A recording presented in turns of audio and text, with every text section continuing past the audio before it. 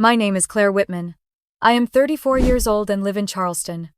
3 days before my sister's wedding, my fiancé Ethan and I discovered our names erased from her public registry, deleted in front of 180 guests, as if we had never existed. Not even after I wired $25,000 for her venue. Not after every debt I covered. Not after every time I chose her over myself. Then came the email from my mother. Only 7 words. It's Sophie's day. Don't make it harder. He didn't reply. He didn't beg.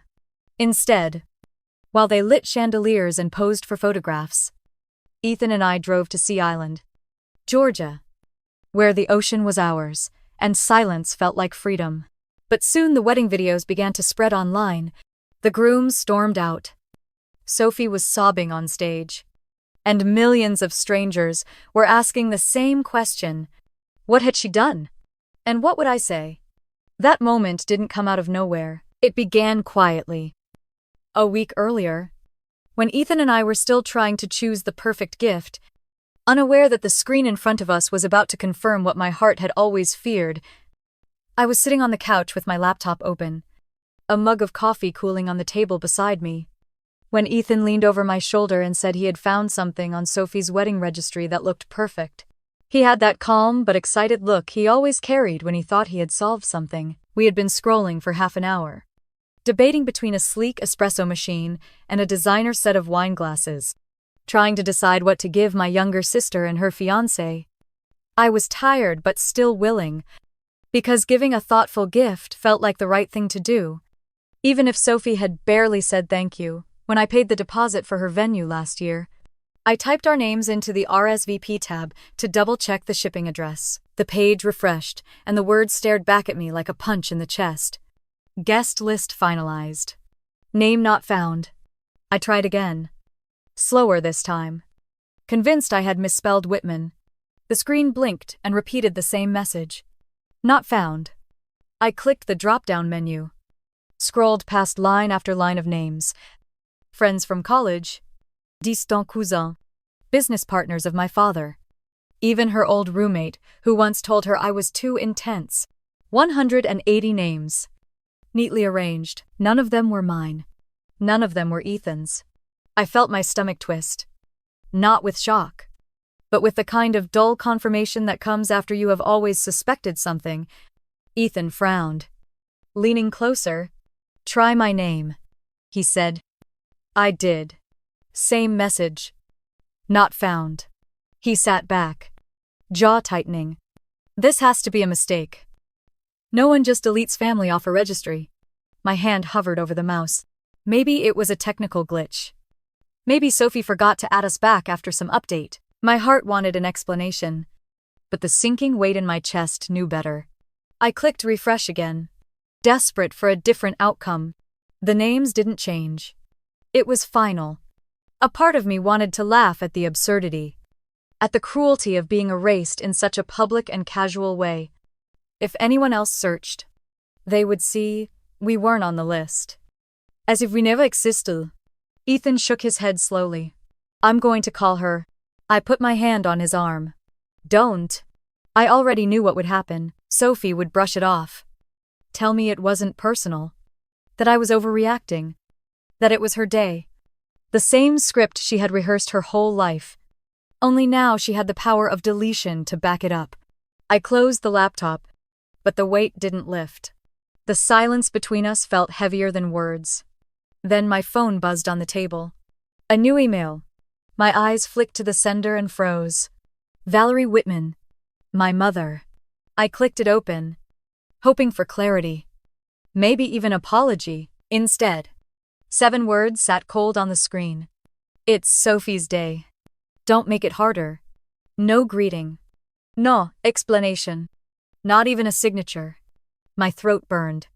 She hadn't even tried to pretend this was a misunderstanding. She had sided with Sophie in the simplest, bluntest way possible.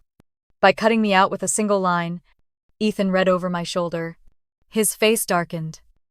That's it. That's all she has to say to you. He looked at me like he expected me to crumble. But he didn't. I just sat there, staring at the words until they blurred. I wasn't sure if I wanted to cry or throw the laptop across the room. Instead, I pressed the lid shut and pushed it away. I stood up and walked to the window, pulling the curtain aside. Outside, Charleston glowed with late afternoon light. The streets lined with magnolia trees, couples strolling by with paper coffee cups in hand. The city alive in its soft, ordinary way. Inside, my world had shifted with a single confirmation. I was not invited. We were not invited. Ethan stood behind me. His reflection in the glass. He touched my shoulder gently. This is insane. You paid for that venue deposit. Claire. You were there every time Sophie needed something. And now she deletes you, like you are some distant acquaintance. I didn't answer. My mind spun back through years of moments where I swallowed anger, where I let Sophie's needs come first, where I made myself smaller so she could shine brighter. It had always been like this. But never this blatant.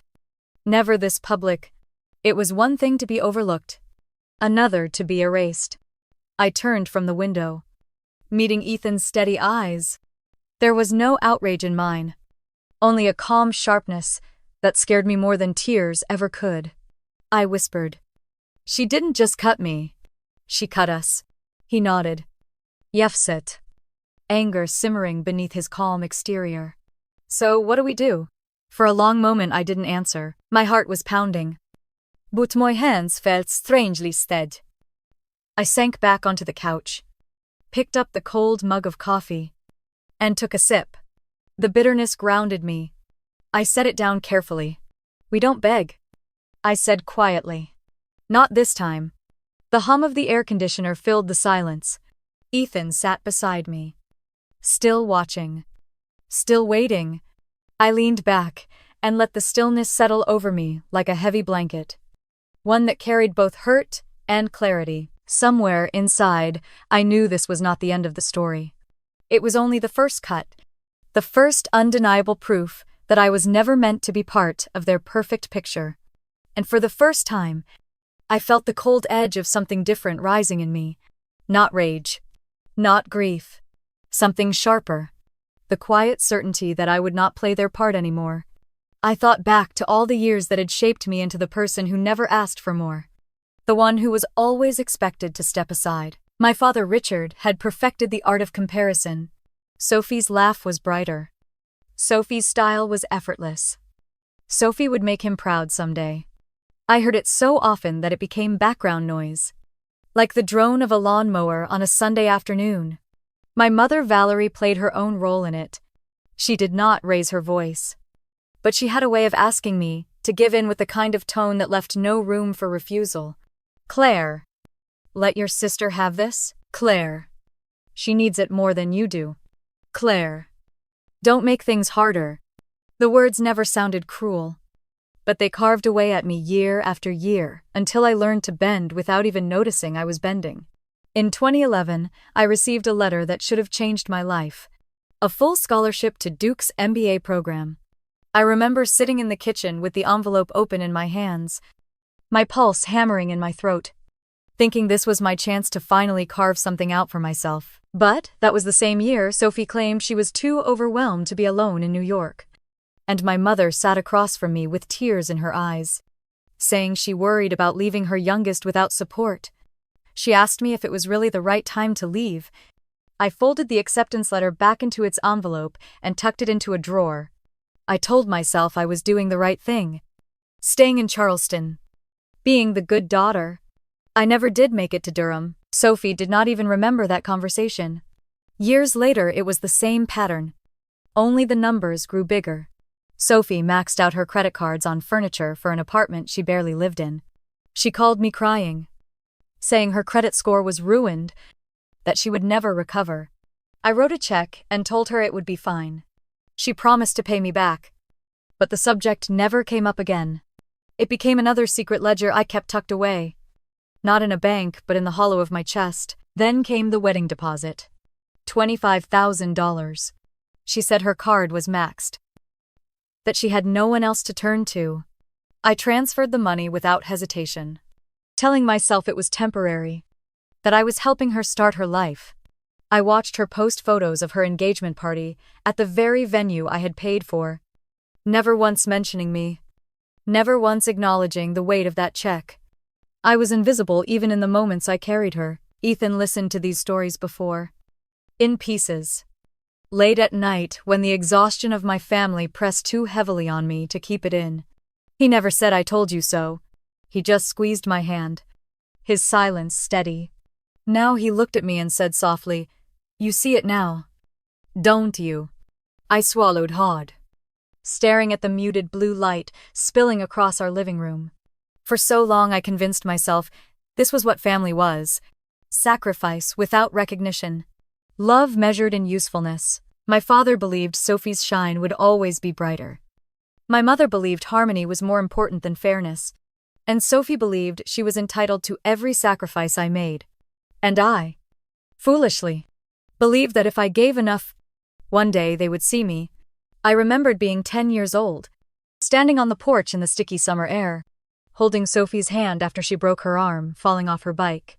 I was the one who calmed her down while my mother rushed to find the car keys. I was the one who whispered that it would be okay, that she was safe. My father carried her inside and did not even notice. I was still standing there in tears, my hands shaking. That image of being on the edge, unseen, never quite left me. Now, sitting in my own living room with Ethan by my side, I felt all those moments stack up like bricks, each one a reminder that I had been building a house that was never mine to live in. I rubbed my temples, the ache behind my eyes spreading. I was tired of the silent ledgers, tired of carrying debt no one admitted was there. I had been the one who made peace, who paid bills, who held hands, who sacrificed. And what had it bought me? A deleted name on a guest list. An email that told me not to make it harder. Ethan placed his arm along the back of the couch. Waiting. I whispered more to myself than to him. I was never a sister to them. I was an account, an ATM they could withdraw from whenever they needed. My voice cracked on the last word, but it felt more like truth than defeat. Ethan leaned forward, pressing his forehead to mine. "Not anymore," he said. "Not unless you let them." His words hung in the air, heavier than the silence that followed. I closed my eyes, and for the first time in years, I let myself believe that maybe he was right. The evening stretched on, the hum of the city outside muffled through our walls, the world moving in its ordinary rhythm while mine had shifted permanently. I sat there with Ethan's arm around me and realized that the picture I had carried of family was nothing but a faded frame. The center was hollow, and no matter how much I poured into it, it would never be filled. The awareness was sharp, almost cruel, but it was also freeing. I could finally see the truth without trying to decorate it into something prettier. And in that stillness, in that quiet acknowledgement, I felt the first fragile strand of resolve take root. Ethan shifted slightly so he could see my face, his eyes searching mine, as if waiting for me to say what he already knew. His voice was steady, but gentle when he finally spoke. "Do you want to stay here and let them humiliate you again? Or do you want to walk away?" The question hung in the air. Simple but enormous. For a second I just stared at him, the words sinking into the cracks that had opened in me all evening. Staying meant more silence, more scrolling through Instagram while Sophie smiled in a dress I helped pay for, more pretending that I was fine with being erased. Walking away meant something I had never dared before, choosing myself. I leaned back, exhaling slowly. My chest tightened, but not from fear, from clarity. I whispered, "I can't stay here and wait for their show to play out. Not this time." Ethan nodded once. No triumph in his expression, only quiet agreement. "Then let's leave," he said. "Not just the house. Let's go somewhere they can't reach us." He pulled out his phone, opened the airline app, and set it on the coffee table in front of me like an open door. "Where would you want to be if none of this existed?" he asked. The answer came before I could stop it. Sea Island. I had read about the resort in a travel magazine years ago. A secluded stretch of Georgia coastline, where the wealthy escaped to golf courses and quiet beaches. It was close enough to drive in a day, but felt a world away from Charleston. I wanted the kind of silence you couldn't buy with flowers or forced apologies. I wanted the sound of waves instead of Sophie's voice. Ethan smiled faintly. Already typing. Then Sea Island. It is. I watched his fingers move across the screen. Pulling up flights and hotel reservations, my heart pounded with something I didn't expect. Relief. Like stepping into cold water after hours in suffocating heat, I picked up my own phone, swiped to my calendar, and found the bright block of text that said Sophie's wedding. With one flick, I deleted it. No hesitation. Then I opened the family group chat, the same thread that had been filled with venue photos and dress fittings, where my comments were ignored and Sophie's were praised. My thumb hovered for only a moment before I hit leave conversation. The bubble vanished. And with it, the last tether that kept me bound to their show. Ethan glanced up at me as if checking to see if I regretted it. He didn't. Not even a little. I felt lighter. Like someone had opened a window in a suffocating room. He reached for my hand and gave it a squeeze. Proud of you, he said quietly. I didn't answer. I just squeezed back. The night stretched past midnight as we made plans. We chose a hotel overlooking the ocean, booked 2 tickets for a morning flight to Savannah, and arranged for a rental car to take us the rest of the way. Ethan handled the details while I sat curled on the couch, watching him, realizing how different it felt to plan something for myself rather than for someone else. For once, I wasn't coordinating a family holiday, not arranging a dinner Sophie would later take credit for. This was mine. When the confirmation emails came through, Ethan slid his phone toward me so I could read. I smiled. The first real smile I had felt in days. We're really doing this, I murmured. He leaned back, folding his arms, his expression softening. You deserve to breathe, Claire. Even if it's just for a week. You deserve it. I got up and walked to the kitchen, poured myself a glass of water, and leaned against the counter. The apartment was quiet except for the hum of the fridge and the faint sound of traffic beyond the window. My chest rose and fell slowly. I thought about all the years I had stayed in Charleston, waiting for scraps of recognition, waiting for the role of good daughter to finally earn me a seat at the table. Now I was walking away. Not with a scream, not with a fight, but with the quiet decision to stop playing. I carried the glass back to the couch and sat beside Ethan again. The clock on the wall ticked toward 1 in the morning. We would have to pack in just a few hours. But I wasn't tired. I opened my laptop, clicked through my files, and found the scanned receipt for the $25,000 deposit I had wired to Sophie's wedding venue.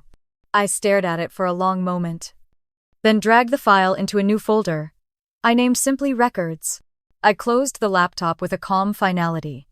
Let them pay their own bills from now on. Ethan stretched, yawning, then pulled me close until my head rested on his shoulder. Tomorrow, he said. Tomorrow we're gone. I nodded against him. Tomorrow we would not be sitting in Charleston pretending. Tomorrow we would be in a car headed south. Toward the ocean. Toward silence. For the first time in years, I would not be waiting for my family's approval. I would be living outside of their reach. The apartment was dark except for the glow of a single lamp. I felt the weight of exhaustion finally begin to pull at me.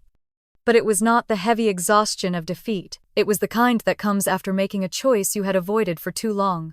As I closed my eyes, I pictured the shoreline of Sea Island, the tide stretching wide, erasing footprints, as if to remind me that leaving is sometimes the cleanest answer. I let that image stay with me as I drifted into sleep. The decision already made. The first step already taken. The morning sun poured through the blinds before I was ready to wake. But my mind was already alert, racing ahead to the day. We packed quickly, tossing swimsuits and sundresses into bags, Ethan sliding his laptop into its case and double-checking the flight confirmation. By noon we were at the airport, moving through security with the steady rhythm of people who had decided not to look back. I watched the Charleston skyline shrink from the plane window, the familiar bridges and rooftops dissolving into clouds. I thought of my parents somewhere in their house across town, Sophie in her final fittings. The hum of preparation buzzing on without me. For the first time, I didn't feel the urge to be part of it. I felt only relief. We landed in Savannah, picked up the rental car, and drove toward the coast. The farther we went, the quieter the world became. The roads narrowed, lined with moss-draped oaks that arched overhead like watchful guardians. When we finally pulled into the resort at Sea Island, I felt like I had stepped into a different life.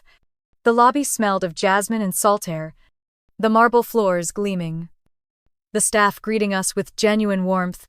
A concierge handed me a glass of chilled citrus water and welcomed us by name, as if I belonged here without question. Our room overlooked the ocean, floor-to-ceiling windows opening onto a balcony where the horizon stretched endlessly. I dropped my bag on the bed and walked straight out to the railing, the salty wind tugging at my hair, the sound of waves breaking steady and sure. Ethan came up behind me, slipping his arms around my waist. "Worth it already?" he murmured. I nodded, unable to find words big enough for the release I felt. That evening, we walked down to the beachside restaurant. Lanterns swayed gently in the breeze, their light scattering across white tablecloths. We sat at a corner table overlooking the sand, the sky blushing pink as the sun dipped lower. Ethan ordered grilled snapper, and I chose shrimp with citrus glaze. For the first time in weeks, I let myself enjoy the simple act of eating without the weight of what waited back home.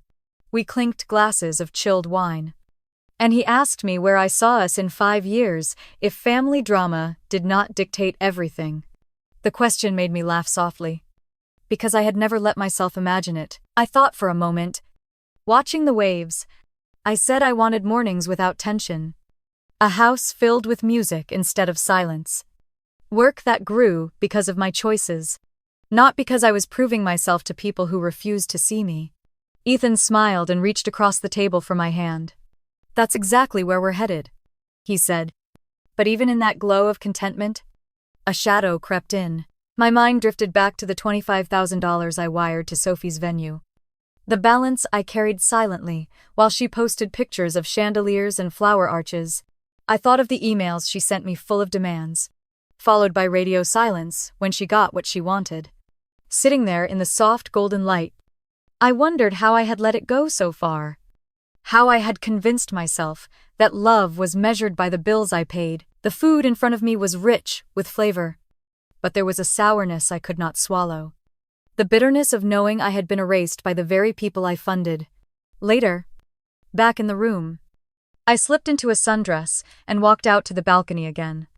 Ethan handed me a glass. Something bright and cold, garnished with lime. I held it up against the fading horizon, snapped a picture with my phone, and typed a caption without thinking. Glad I wasn't invited. Turns out I had front row seats anyway. I posted it and set the phone face down on the table. The sound of waves filled the silence between us. The truth carried out into the digital world without me needing to explain further. For a long while we just sat there, listening to the sea.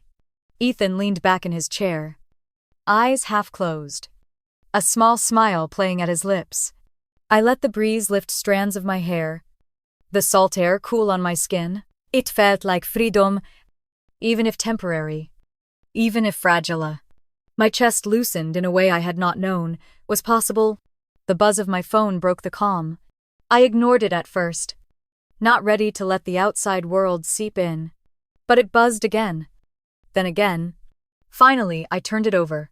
A text from my cousin Lauren appeared on the screen. She rarely reached out, and when she did, it was usually with a casual photo or a holiday greeting. This time it was 5 words. "Did you hear about it?" My thumb hovered over the reply button, but I set the phone back down without answering. Whatever she meant could wait. The ocean was still here, the night still soft, and I wasn't ready to let anyone pull me back into their orbit. I wanted to stay in this bubble of peace for as long as it lasted. Ethan glanced at the phone, then at me. "Do you want to check it?" I shook my head. "Not tonight." He nodded, respecting the boundary without pressing further. We let the silence stretch again. This time not heavy, but comforting. I sipped the last of my drink and rested my elbows on the balcony railing. Somewhere beyond the horizon, my family was spinning their perfect picture, still believing I was the missing problem, not the missing piece. Here, I finally felt the strength of absence. The night air wrapped around me, carrying the promise of quiet that I had been denied for too long. The next morning, the sunlight was already spilling across the sheets when I opened my eyes.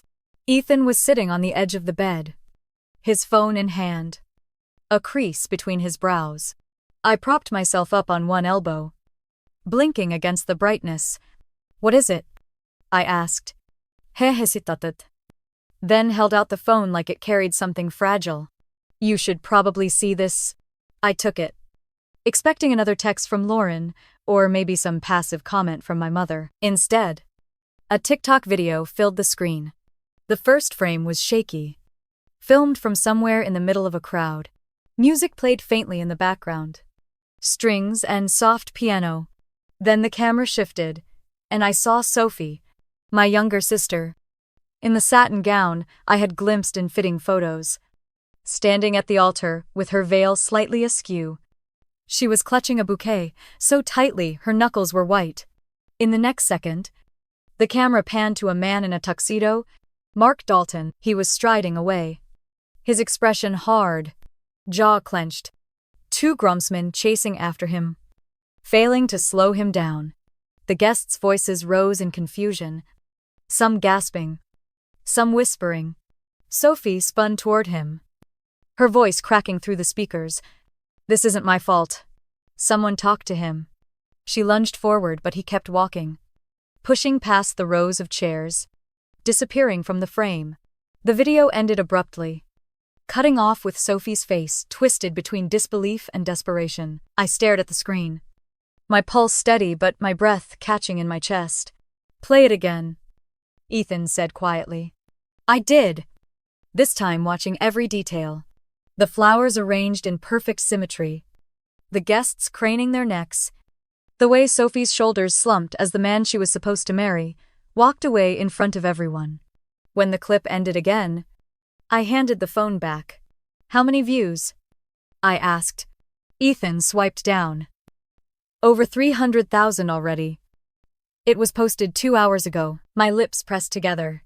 Not in a smile, not in shock, but in a strange calm.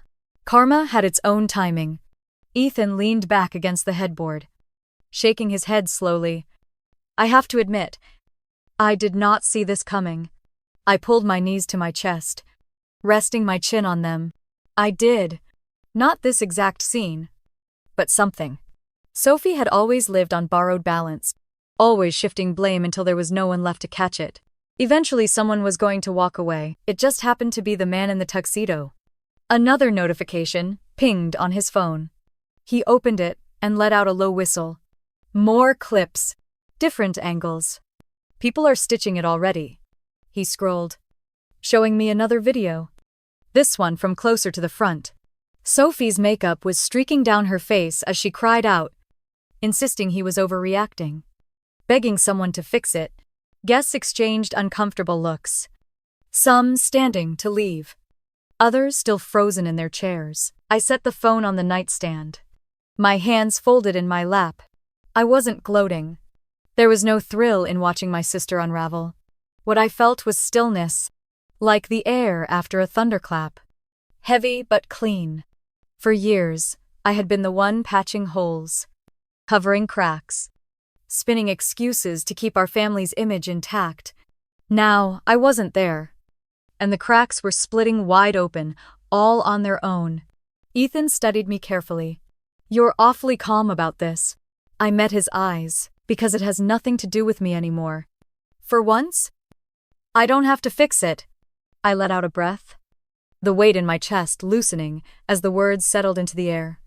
We dressed slowly, heading down to the resort cafe for breakfast. The dining room overlooked the ocean, the tide rolling in smooth and steady, oblivious to the chaos unraveling back in Charleston. As I sipped coffee and tasted the sweet tang of fresh citrus, my phone buzzed again and again. I ignored it, tucking it into my bag. I wanted to hear only the waves, After breakfast, we walked along the beach, bare feet sinking into the cool sand. Children ran ahead with buckets, chasing gulls. Couples strolled with arms linked. It was a picture of calm that felt almost unreal against what I knew was happening back home. Ethan slipped his hand into mine. "Do you feel lighter?" he asked. I nodded slowly.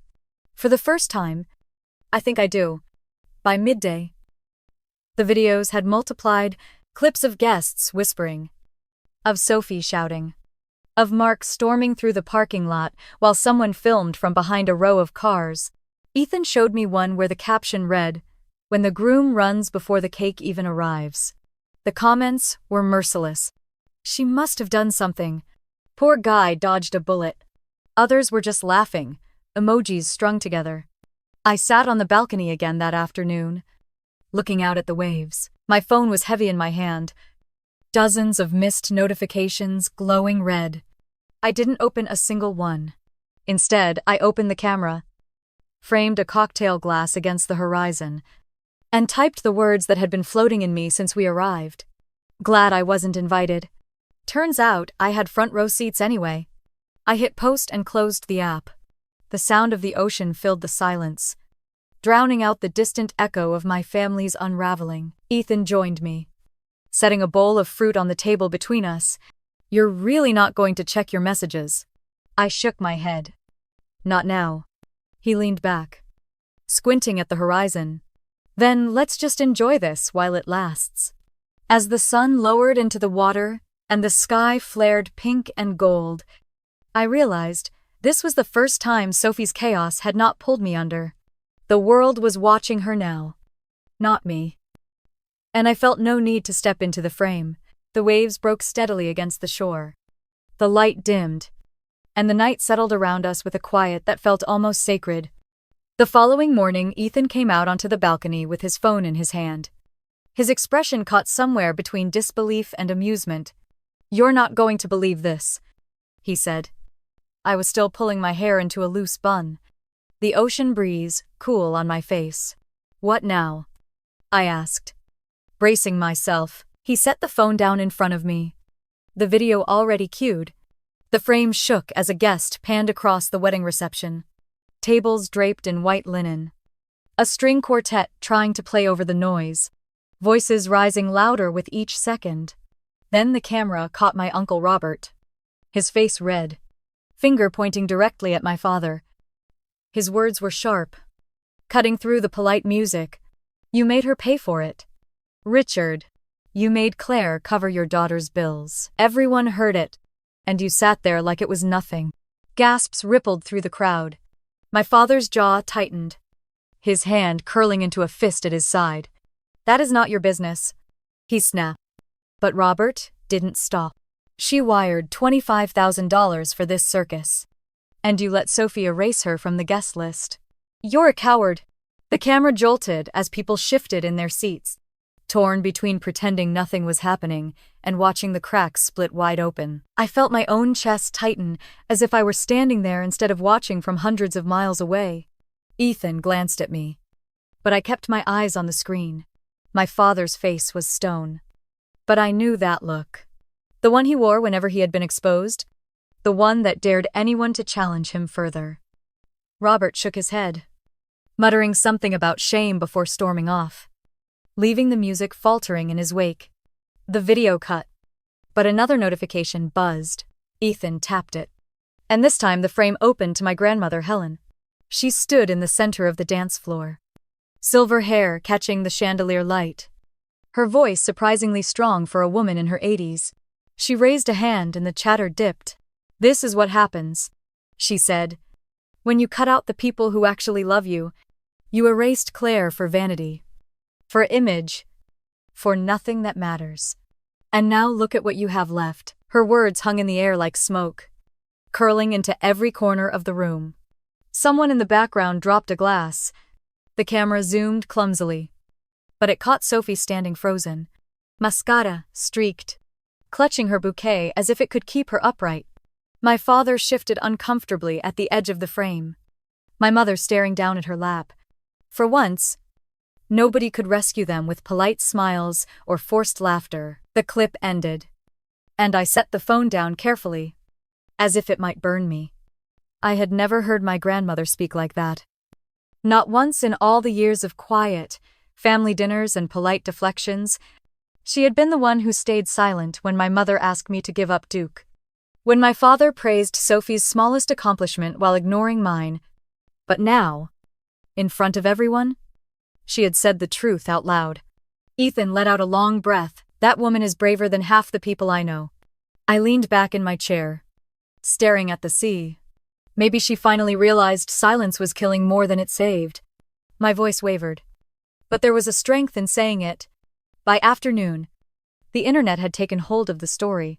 Hashtags flooded TikTok and Twitter. Stitched videos spreading faster than wildfire. Justice for Claire scrolled across the screen again and again. Voices I had never met, echoing my years of silence. Strangers typed things like, "She deserves better," and "Imagine cutting out your sister after she paid for your wedding." The numbers ticked upward by the minute. Views climbing past 1 million. Comments piling under every clip. Ethan turned his screen toward me, showing a montage someone had edited. My sister sobbing. My uncle shouting. My grandmother's voice ringing out. At the bottom of the video, in bold white letters, it read, "This is what happens when you erase blood." I pressed my fingers against my lips, not sure whether to laugh or cry.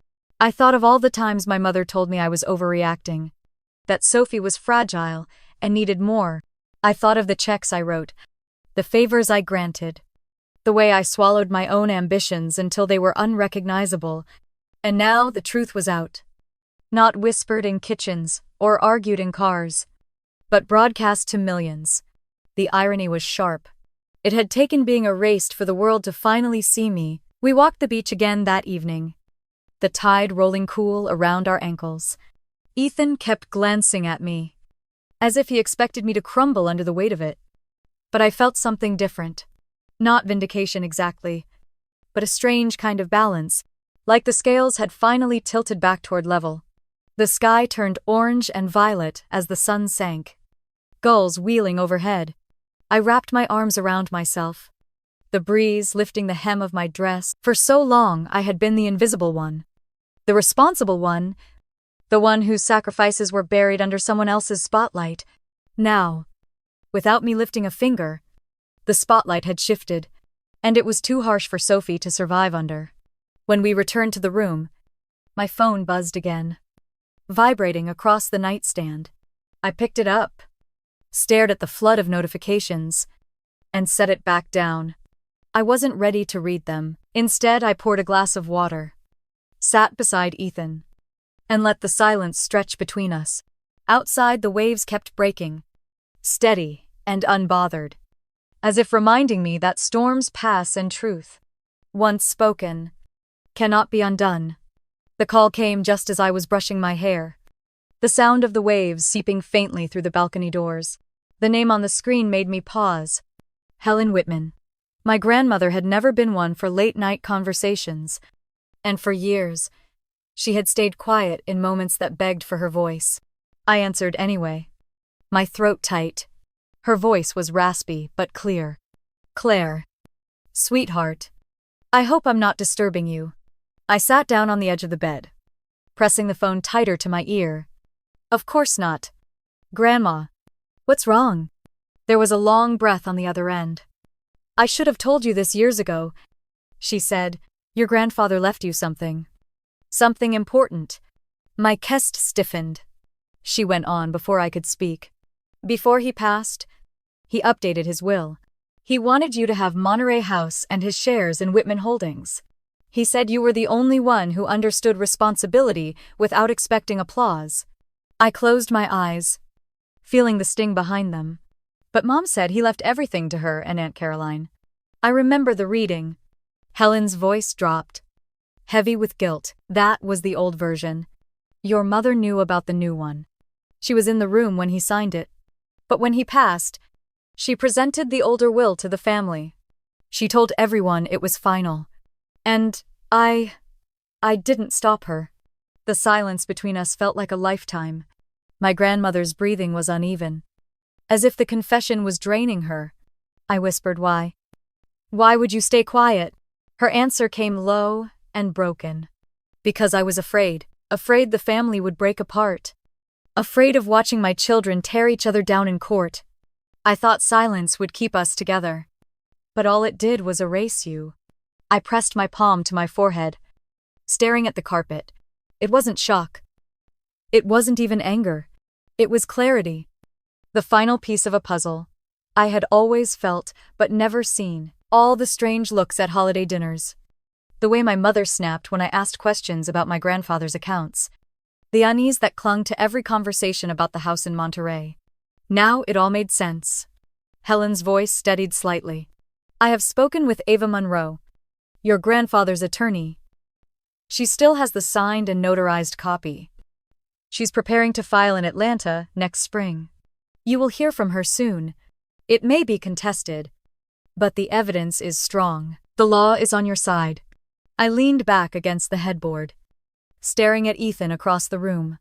He had stopped what he was doing and was watching me carefully, reading the shift in my expression. I nodded once at him before answering. "Thank you for telling me, Grandma." Helen exhaled a shaky sigh. "I should have done it sooner. I am so sorry for letting you carry this alone." When we ended the call, I set the phone in my lap and stayed quiet for a long time. Ethan crossed the room and sat beside me, his hand finding mine. "What did she say?" I told him, each word feeling both heavy and liberating. The house, the shares, the will, my mother's silence, my grandmother's guilt. He listened without interruption, only tightening his grip when my voice faltered. When I finished, I leaned my head against his shoulder. "It's strange," I said softly. "I thought I would feel vindicated. But all I feel is tired." He kissed the top of my hair. "Because it was never about money for you. It was about truth. And now you finally have it." The room was dim except for the lamplight. The ocean outside roared faintly, constant and untouchable. I thought about Monterey House, its wraparound porch and white columns. The place where my grandfather used to sit with me in the evenings, telling stories while Sophie ran circles for attention. I thought about how my mother must have looked me in the eye all these years, knowing she had buried the truth. The realization ached, not like a wound freshly cut, but like an old scar pressed too hard. I got up and stepped out onto the balcony, the night air cool against my skin. Ethan followed, leaning on the railing beside me. "So what happens now?" he asked. "I don't know," he admitted. "Ava will file. There will be hearings, maybe headlines. But for me, the decision has already been made. I don't need to chase what was stolen anymore. It's already mine, whether they admit it or not." He nodded, eyes fixed on the dark horizon. "You don't have to fight alone." I turned to him, the corners of my mouth lifting faintly. "I know." We stood there in silence for a while, the stars scattered above us, the tide rolling in steady as breath. I wasn't angry anymore. I wasn't even surprised. I was simply awake, finally seeing the truth without the fog of loyalty or obligation. And that kind of clarity, sharp and unforgiving, was its own kind of inheritance. The morning came with gulls crying outside our balcony and the faint hum of waves rolling in. But Ethan's expression told me peace would not last long.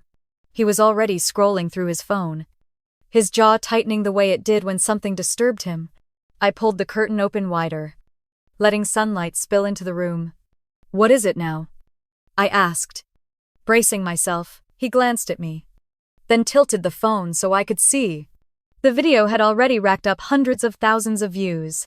Olivia Harris, the stylist Sophie had paraded across Instagram for months, sat in what looked like a storage room, stacked with garment bags and half-empty champagne glasses. Her tone was hushed but steady, as though she had rehearsed the words before, daring to post them. "So, I just styled a wedding where the groom left mid-ceremony. Not dramatic. Not exaggerated," he actually said. And I quote, "I'd rather walk out now than lie forever." The video cut sharply to shaky footage of Mark storming down the aisle, pushing past his groomsmen as guests craned their necks. The sound of Sophie's voice filled the frame. Shrill and breaking. "This isn't my fault. Somebody talk to him." Olivia's face returned. Her lips pressed together in something between pity and irritation. The bride spent the rest of the evening blaming everyone she could reach. Staff, family, friends, anyone but herself. I lowered the phone into my lap. The ocean breeze pressing cool against my skin. Ethan leaned back in his chair. "She didn't have to post that," he said. "She wanted to." I traced the rim of my glass with my fingertip. Maybe she was tired of carrying Sophie's lies, too. But the storm was only beginning. By noon, another TikToker, Olivia Jameson, had released a full-length analysis, her clipped voice narrating over stitched footage from the ceremony. The reception, even screenshots of Sophie's Instagram captions. At the top of the video in bold letters was the phrase number, "Justice for Claire." The irony was so sharp it made me laugh under my breath. My name. The one they had erased. Now flashing across millions of screens. Ethan refreshed the feed. The numbers climbing faster than we could track. Top trending. Claire.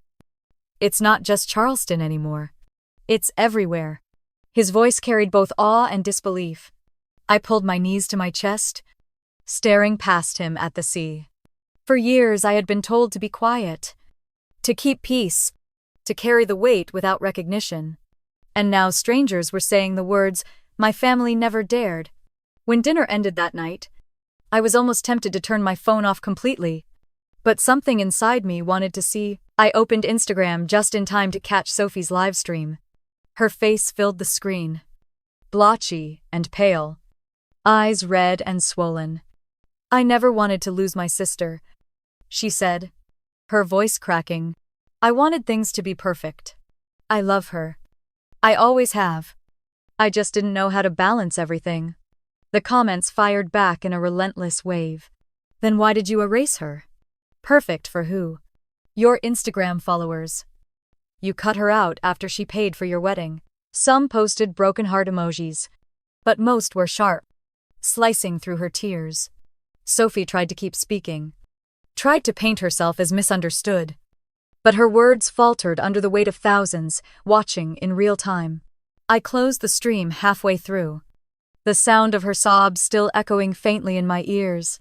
Ethan was beside me, his phone still lit as the feed rolled on. He looked at me carefully. "You're not shaken." I met his gaze. My voice steadied. "The internet is showing her reflection. She can't stand it. But it isn't mine to carry anymore." He reached for my hand, his thumb brushing over my knuckles. "You don't need to answer any of it." I nodded, setting my phone face down on the table. For the first time, I didn't feel the pull to defend myself. The truth was already loud enough without me. Later, we walked along the shoreline, the sand cool against our bare feet, the tide reaching lazily for our ankles. The night sky was heavy with stars, the kind of clear brilliance you only saw away from cities. I let the sound of the waves wash over me, steady and constant, while Ethan's presence beside me anchored me to the moment. Still, when we returned to the room, curiosity tugged at me. I opened TikTok again. Scrolling past countless edits, there was Sophie crying on stage, Sophie screaming at the staff, Sophie staring blankly into her phone. But then I found a new clip, Olivia Harris, again, speaking into the camera, this time with sharper words. "Sometimes families create their own villains," she said. "They cut out the one person who keeps them whole. And when the facade crumbles, everyone sees the truth." The comments were merciless. People dug through old posts, screenshots, anything they could find to stitch the narrative together. They wrote things like, "She erased her sister for clout, and money can buy chandeliers but not character." The hashtag climbed into the top 5 trends by morning. I lay back against the pillows, the glow of the phone illuminating my face. I should have felt vindicated, triumphant even. Instead, I felt something quieter, balance. It was as if all the years of silence, of being told to shrink myself into the background, had finally broken open. And the sound that poured out wasn't my voice, but a chorus of strangers echoing the truth. Ethan turned off the lamp and slid under the covers, pulling me close. "The world is fighting for you now," he murmured. I let out a soft breath, my head resting against his chest. "No, they're fighting for what's right. And that's enough." The night stretched calm around us, the ocean whispering against the shore. Somewhere across the state, Sophie was still crying into a phone screen. But the tide was no longer mine to stop. I closed my eyes, the rhythm of waves and Ethan's steady breathing lulling me, knowing that, for once, the battle was being fought without me lifting a hand. The first sound I heard when I woke was not the waves, but the sharp vibration of my phone against the nightstand. I rolled over, the sheets warm against my skin, and saw Valerie's name glowing across the screen. For a moment I lay still, staring at the letters, letting the hum fill the room until it stopped. A second later, it started again. Then again. By the third call, I pressed decline and turned the volume all the way down. My thumb hovered over the voicemail icon, but I didn't open it. I slipped out of bed and padded barefoot onto the balcony, the early light casting pale gold across the water. Ethan stirred behind me, but I stayed quiet, holding the railing as the phone buzzed once more. When he finally joined me, his hair still tousled, I handed him the phone. "They won't stop," I said. He glanced at the screen, brows lifting when he saw my mother's name listed over and over. "What do they want?" he asked. I swallowed hard. What they've always wanted: for me to clean up their mess. By mid-morning, the calls multiplied. My father's number flashed, then Sophie's. Each time, a voicemail followed. When I finally opened my inbox, I found 4 new emails, all stamped urgent. The first, from my mother, was short. "Claire, you must come home. The press is brutal, and Sophie is falling apart. Think about our family name. Please help us fix this." Fix. That word had become a chain in my life. Every mistake Sophie made, every bill left unpaid, every plan that fell apart, I was always the fixer. Reading it now, I felt something harden inside me. I closed the email without answering. Another message from my father followed, longer but no warmer. "Claire, you are making this worse by staying silent. Reporters are calling. People are asking questions. You need to speak up. You know Sophie didn't mean harm. You know family unity is more important than appearances. Do the right thing." My jaw clenched as I scrolled. Not once did he ask if I was all right. Not once did he acknowledge what they had done to me. Just more instructions. More demands, cloaked in the language of duty. That afternoon, Sophie herself tried. Her text came in jagged bursts. "Claire, please. I can't take this. Everyone is blaming me. They think I'm heartless. I need you. You're the only one who can make them understand." I let the words sit on the screen until they blurred. For years, I had been the lifeline she clung to, the one who absorbed her tears after breakups, who transferred money to her account when her credit cards maxed out. Now, even after cutting me from her wedding, she still reached for me, expecting me to rescue her image. Ethan found me staring at the phone, my hands trembling slightly. He set a glass of water beside me and crouched down. "Talk to me. What's going on?" I handed him the phone, letting him read Sophie's message. He looked up, his eyes steady. "What do you want to do?" I took a deep breath, the air heavy with salt and sun. "I want to block them. All of them." He didn't flinch. "Then do it. But make sure it's your choice. Not just your anger speaking." I nodded slowly, feeling the certainty settle in me like a stone. This wasn't anger. It was clarity. I picked up the phone and opened my call log. Valeria. Block. Richard. Block. Sophie. Block. Each confirmation left me lighter, though a faint ache pulsed when I pressed my mother's name. For a moment I hesitated, but then I remembered her email, her voice telling me for years not to make things harder, not to take things personally. I tapped block and let the silence flood in. Not an hour later, my cousin Tori texted. She had always been different. Softer. Uninterested in the spotlight Sophie thrived on. Her message was simple. Sophie asked me to reach out. She says she needs to talk to you. My chest tightened. Before I could reply, another bubble appeared. I told her I'd pass it on. But here's the truth. You don't owe them anything. I stared at those words, reading them again and again. My throat ached. My vision blurring. Permission. That was what it felt like. For so long I had believed my worth depended on what I gave, what I fixed, what I endured.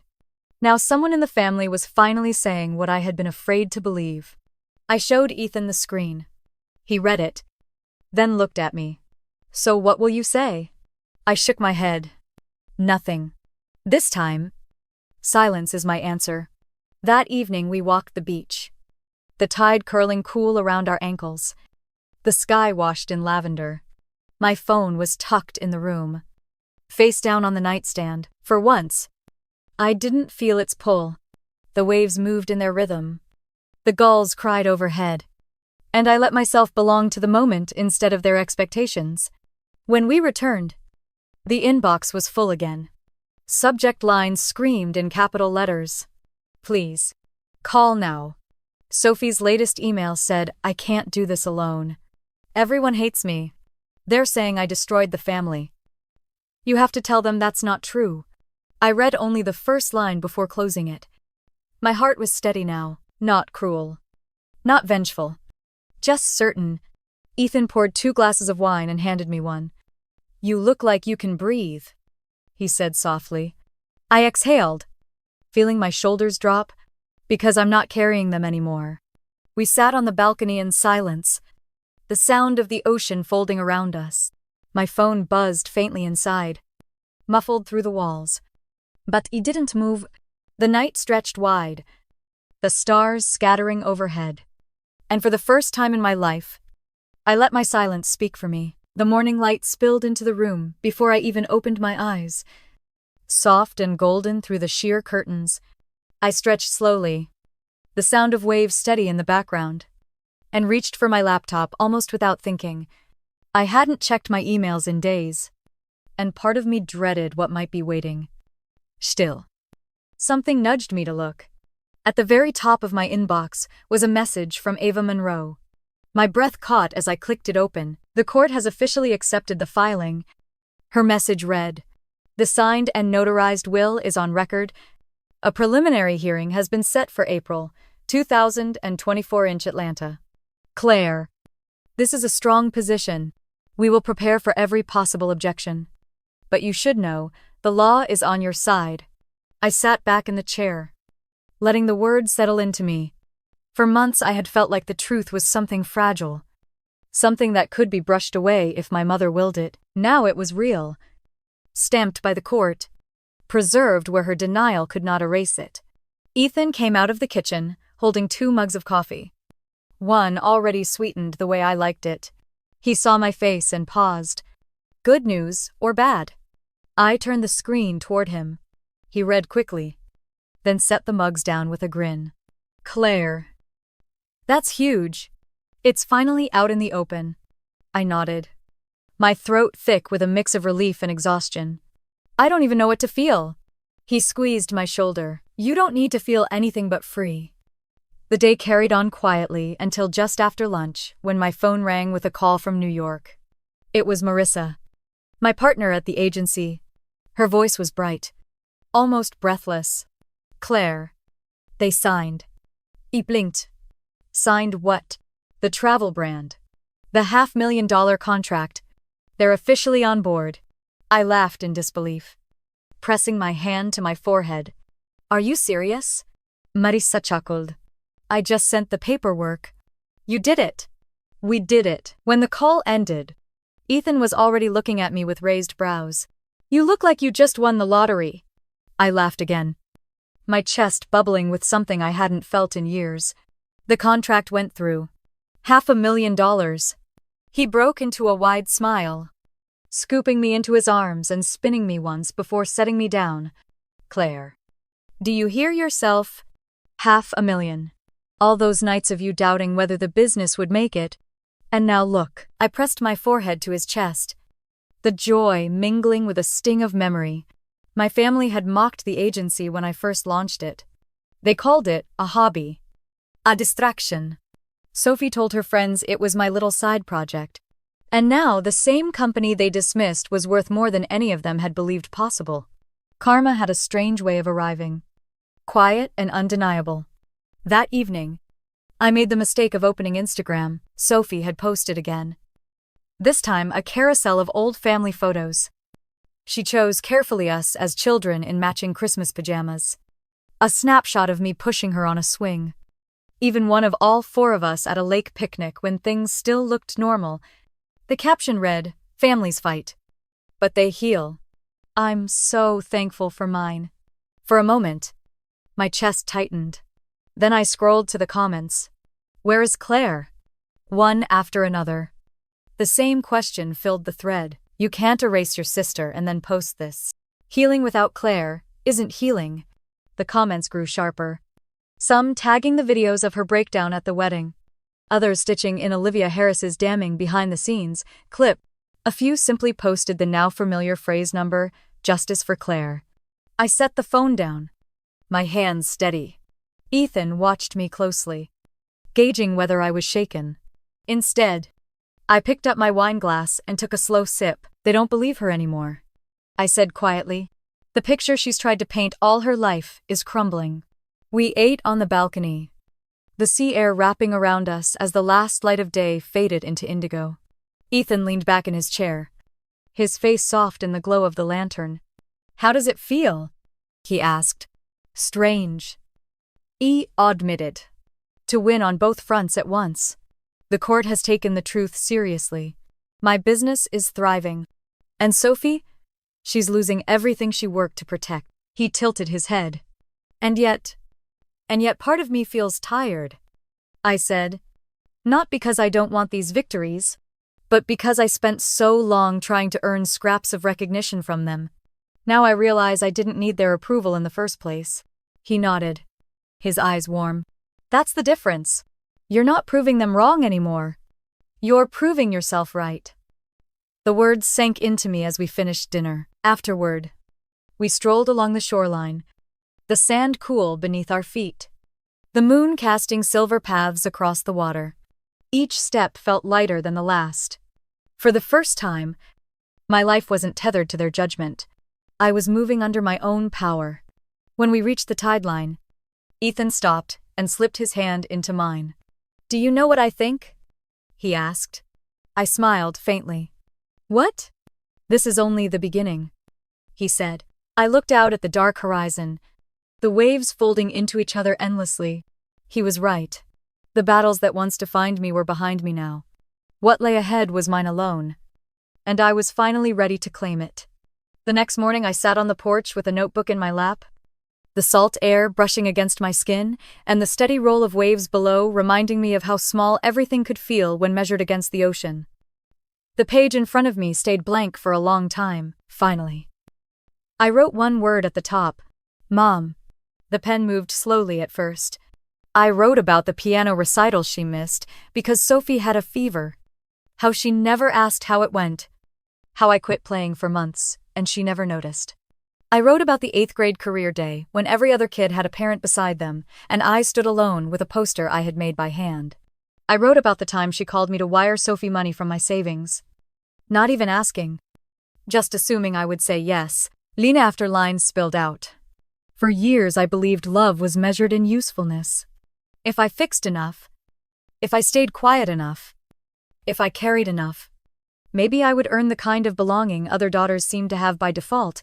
But what I really learned was that love in our house came with conditions, and mine were always heavier.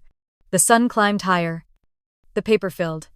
At the end, I wrote a single sentence that felt like a stone lifting off my chest. Real love does not demand silence as proof. When I finished, I set the pen down and looked at the words. They felt sharp, rough, but also steady. I folded the pages once, twice, then carried them down to the beach. Ethan followed a few steps behind, saying nothing, just walking with me. I found a spot near the waterline where driftwood had collected. I knelt, dug a shallow pit in the sand, and placed the folded pages inside. Ethan handed me the lighter we had used the night before for candles. My hand trembled slightly, but I flicked the wheel and touched the flame to the corner of the paper. It caught quickly, orange and hungry, curling the words into ash. We sat there as the smoke lifted, the breeze carrying the fragments into the sky, watching them rise. I felt something inside me unclench. I had written it. I had spoken it on paper. And now I had let it go. The ocean pulled the tide closer, as if to carry away what remained. Ethan slipped his arm around me. "You okay?" he asked softly. I nodded, eyes still on the last ember, fading to gray. I don't need her to read it. I just needed to stop holding it. That afternoon we rented kayaks from the marina. The boards rocked gently as we climbed in, paddles dipping into water so clear I could see schools of fish darting below. The sun was bright, the air warm, and for once there was no noise except the rhythm of our strokes. We paddled out past the breakers, the island shrinking behind us. My muscles burned, but it was a good ache, one that reminded me I was moving forward under my own strength. Ethan glanced over, his paddle dripping light into the water. "You look lighter," he said. I laughed softly, feeling the breeze tangle my hair. "I feel lighter." We drifted for a while, letting the current carry us. I leaned back, letting the kayak sway beneath me, and stared up at the endless sky. No apology had come. No reckoning had been offered, and still, for the first time, I wasn't waiting. When we returned to shore, the sand hot under our feet. Ifeltrenad. The words I had carried since childhood were ash now, scattered into wind and sea. The silence I had chosen no longer felt heavy. It felt like peace. That night, as the tide rushed high and the stars blinked awake, I sat beside Ethan with a blanket wrapped around my shoulders. The memory of the letter lingered. Not painful, not bitter, just finished. A circle closed. The life I had clung to was gone, and in its place was something quieter, something truer.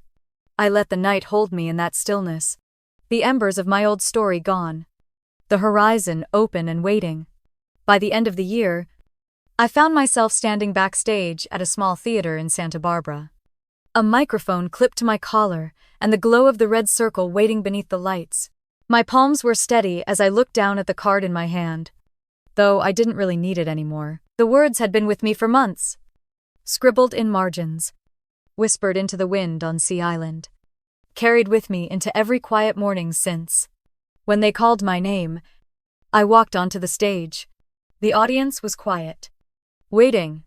I let the silence settle before I began. No is a full sentence. The words rang clear, simple, but the weight of them filled the space. I spoke about boundaries, about how saying no did not make you selfish, but whole. I spoke about years of silence mistaken for loyalty, about how love without respect is not love at all. Faces in the crowd lifted, some nodding, some holding back tears. I felt my voice grow stronger as I told them that belonging was never meant to cost our peace, that sometimes the bravest thing we can do is stop knocking on doors that never open. By the time I finished, the applause rose like a wave. I bowed my head slightly, not as a plea for approval, but as an acknowledgement of what had been shared. The video went online within days, and by the end of the month, it had spread across the country. Messages poured in from women who said they had finally set boundaries with siblings, mothers, even spoos. Some wrote that for the first time in years, they had chosen themselves without apology. I read their words late at night, not with the hunger for recognition I once carried, but with gratitude. My story had become more than mine. Back in Austin, Ethan and I signed papers for a townhouse near Lady Bird Lake. It was modest compared to the mansions Sophie flaunted online, but it was ours. Wide windows filled the rooms with morning light. The floors creaked just enough to remind us the house was alive. And the back deck overlooked the water where herons dipped low at sunrise. On weekends, we walked the trail that wrapped around the lake. Stopping for coffee at a small cafe tucked under the oaks, neighbors waved. Strangers nodded. And for the first time in my adult life, I felt rooted in a place that didn't demand anything of me but presence. We filled the walls with photographs from our travels, laughter spilling into rooms once silent. It wasn't perfect, but it was peace. Valerie never called again. Neither did Sophie. The silence stretched into months, then into a year, until their absence no longer felt like a wound, but a healed scar. Sometimes I wondered if they still told stories about me. If they painted me as the villain who abandoned them, but the wondering never lasted. Their voices no longer reached me. Ethan found me one evening on the deck, my notebook open beside a cooling cup of tea. He leaned against the railing, watching the lake darken as the sun dropped. "What are you thinking about?" he asked. I smiled faintly. "How quiet it is." He reached for my hand. "Quiet can be a gift." I nodded, feeling the truth of it settle in my chest. The girl who once bent herself to be useful had been replaced by a woman who no longer asked for permission to exist. If you have ever been erased, overlooked, or told you were too much or not enough, I want you to hear me now. You do not need to beg for a place at a table that was never built for you. You do not need to earn love by giving more than you can carry. Choosing yourself is not selfish. It is survival. And it is the most powerful form of justice you can give to a story that tried to silence you. So, if you've ever been left out of a celebration, cut from a list, or told that your worth was conditional, I hope you remember this. You are not the problem, and your no is enough. If this story has touched you, share your thoughts. Tell me where you are listening from. And subscribe for more stories of women who chose themselves. Because sometimes the most beautiful revenge is not destruction but freedom. And that freedom is waiting for you too.